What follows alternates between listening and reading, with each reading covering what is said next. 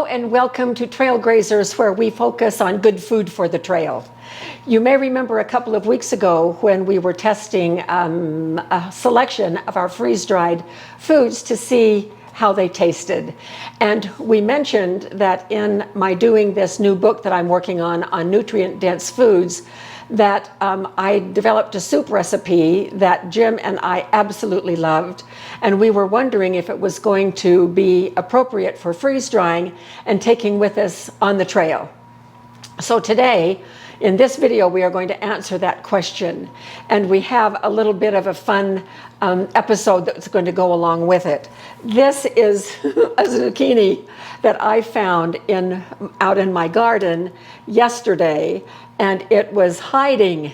Never do I let them get this big, but can you use zucchini this big? We're going to answer that question in a video over on Rose Red, and I will link it at the end of this video so that you can see.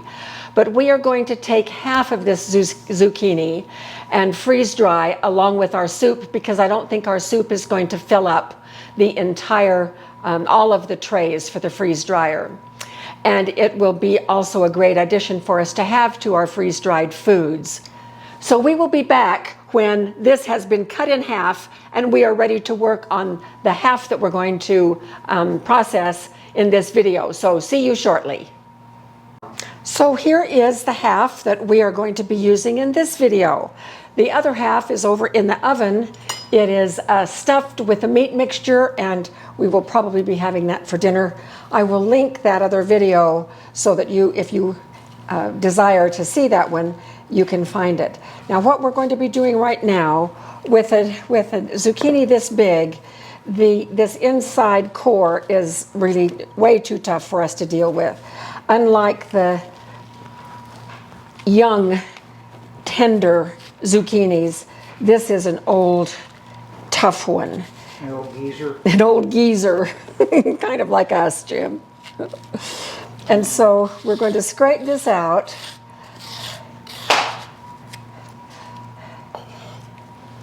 And this is what we filled with a meat mixture over there, but we're not going to do that here because I want some cubes. Now, not only are the seeds in the inside way too tough, and you could save these seeds for next year's planting, the ones that weren't cut in half, if you wish. What we will need to do is take the skin off, because the skin at this stage is also way too tough to deal with. So I'm just going to peel this and then cut it in chunks, and we'll be back when that is done. So here we have one tray of that zucchini. It worked out just perfectly. I used about 4 of these chunks to finish filling up 4 cups worth of zucchini that we're going to need for our soup. The others all had the skin on, except not these. So the first thing that we're going to do, and remember, I'm not going to, this recipe is in our new book, and so I'm not going to print it or type it out. I am going to just say what I'm using as I go. It wouldn't be fair to those who are going to buy the book if I gave it free to some people and not to everyone. So I'm using a pound of hot Italian sausage. I have a couple of tablespoons of olive oil in the bottom of this Dutch oven. And this is a ceramic Dutch oven. I like it, of course, because it's red.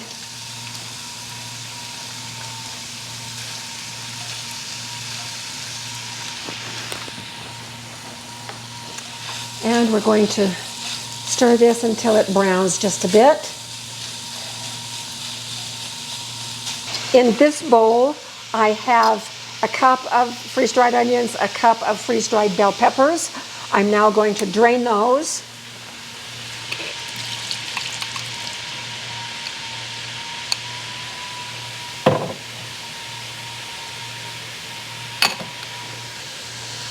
And those are ready to go in here in just a minute.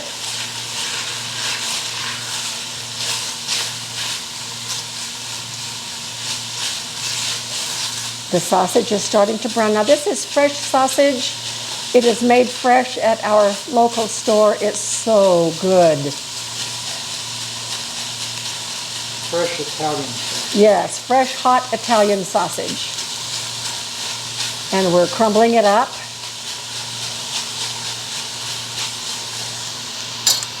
Now I'm going to dump in the onions and peppers.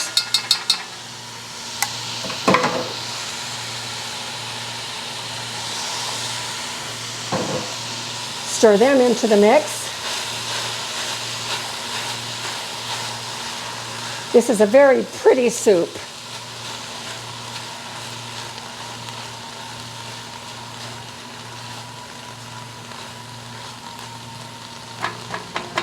And we'll let those cook for just a couple of minutes and be back. Adding in a cup of diced celery and one nice sized carrot that has been diced. More color, more flavor. And notice that this sausage is not producing any fat at all. It's very lean sausage. I'm going to put the lid on. And we're going to let that simmer and steam for about 5 minutes, and then we'll be back and we'll dump everything else in, and I'll tell you what those are as we go. So we'll be back shortly. All right, these veggies have steamed and cooked for about 5 minutes. So colorful. Now we're going to add 2 cans of tomatoes.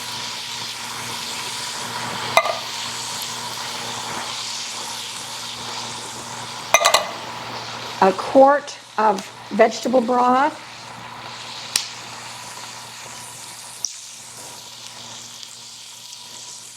Oh, it always takes these things so long.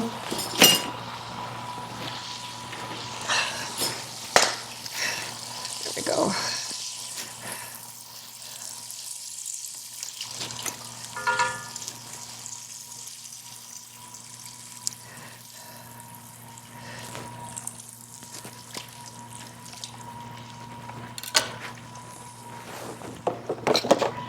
And then the spices, and the spices include 2 tablespoons of sugar, 2 teaspoons Italian seasoning, and 1 clove garlic. Now we need to let these flavors develop.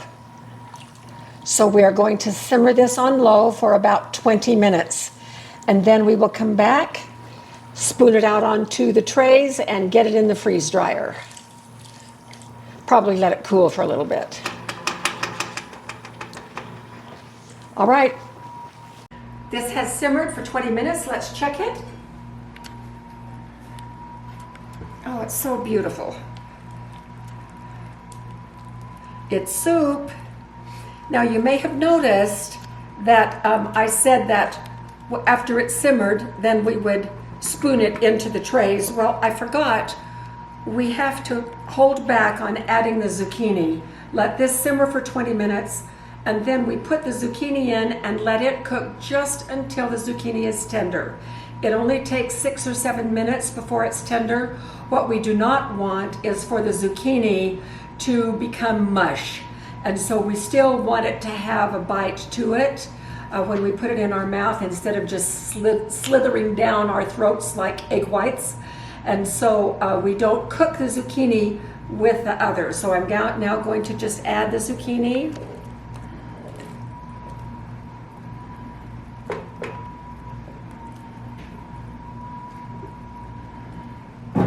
Stir it around. And isn't it gorgeous? Doesn't that just add the perfect touch?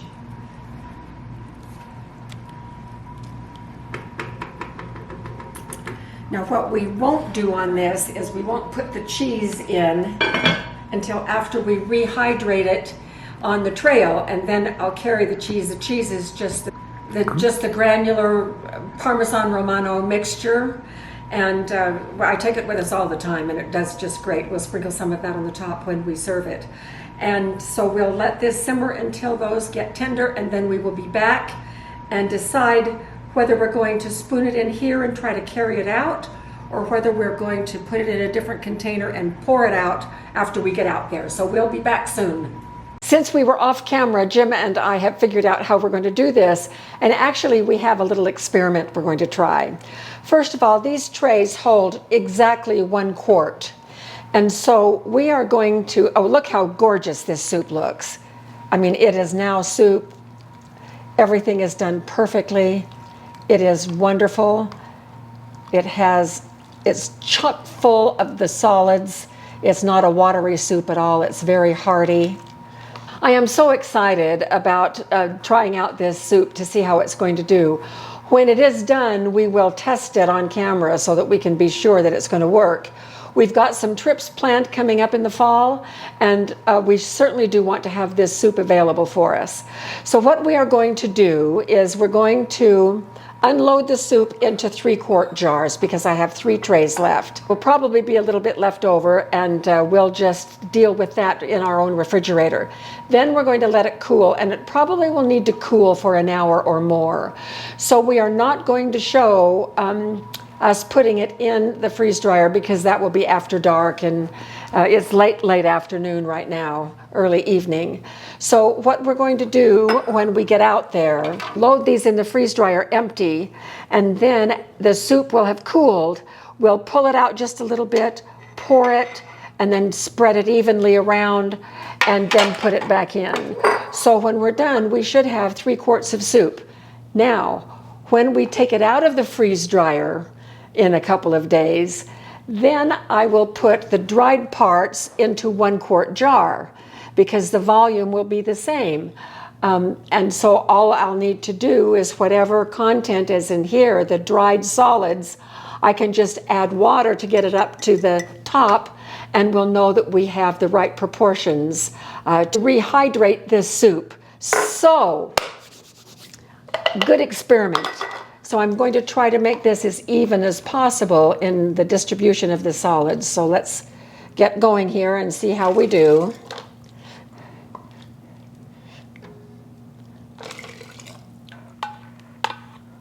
How lucky can you get? I know, really.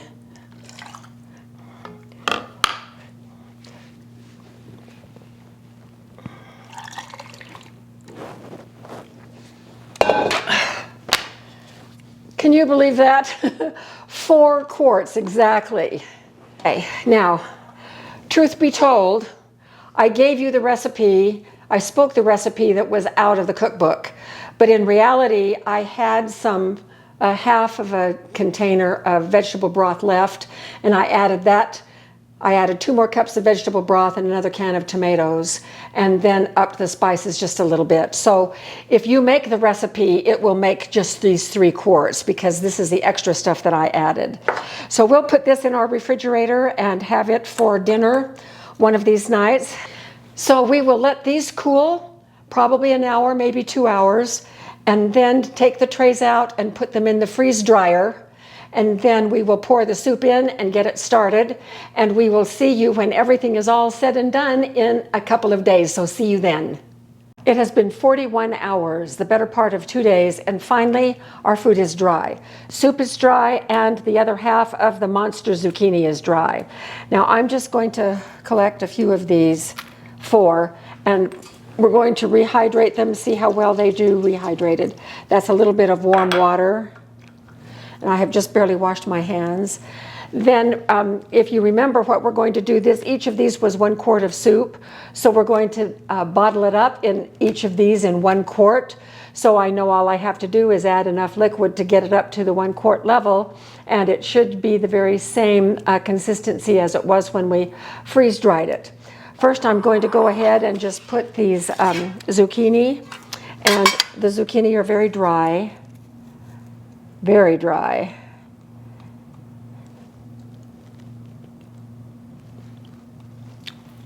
Does that taste okay? They taste, there's the zucchini. It took a minute for them to give me the zucchini taste. Now these I will be adding to soups and stews.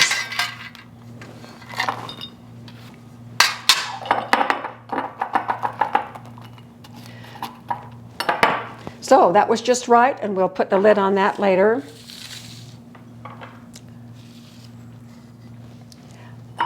And now for our first soup.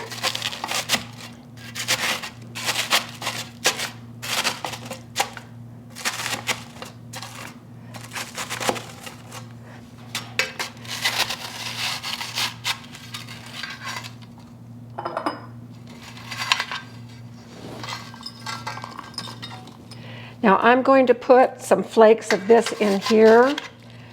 with some of the zucchini to let it reconstitute, and some of the meat. Let it reconstitute. Guessing for that amount of water, we'll see.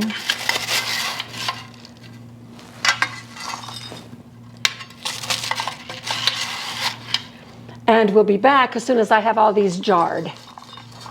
Well, here we go. We have 3 quarts of the soup and 1 quart of the zucchini. And I kind of had to punch down the soup solids a little bit to get them to fit in a quart jar, but that's quite okay.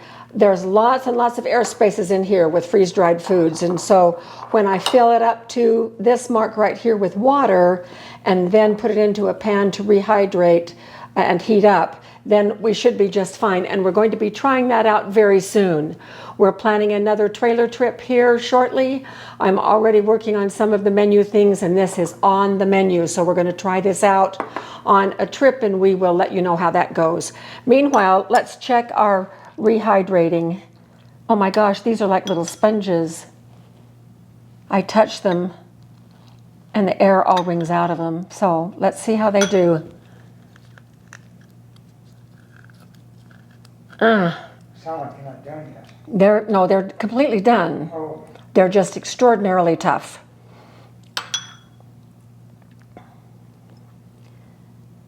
And they're not holding. I couldn't squeeze on a piece of zucchini and have it mashed down like a sponge with the air and the water coming out. No.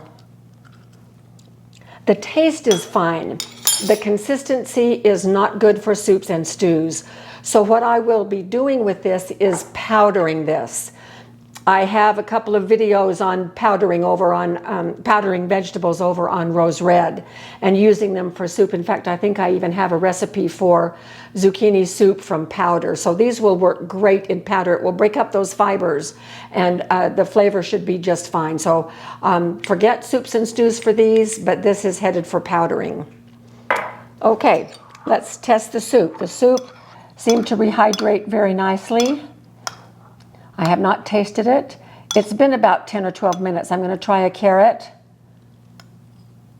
Very soft. Here's a piece of zucchini. Let's see if it does the same thing.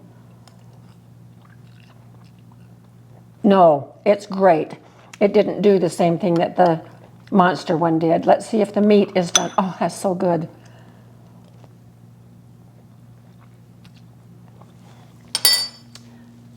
Yes. Oh, the flavor is so good. This tastes just like it did when it was just freshly cooked.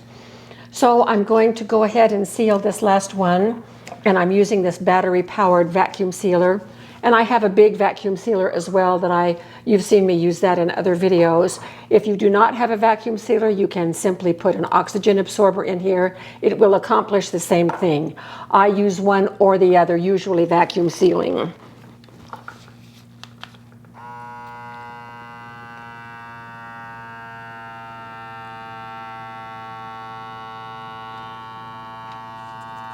Takes about 20 to 25 seconds to get this done. Okay, there's 25. Let's see if we got it. Yes. And these are previously used lids. This one says apricot jam. This one says 2017. This was applesauce. This one says potatoes, or used to say, I can still see it. And this was also 2017 applesauce. So I'll get these labels off and relabel these and get these out in our food storage. So all in all, this soup is a great success. I'm so thrilled. And we will try one of these on our very next trailer trip and bring you along so that you can vicariously enjoy it right along with us. So thank you so much for being with us in this video, and we will see you out there on the trail very soon.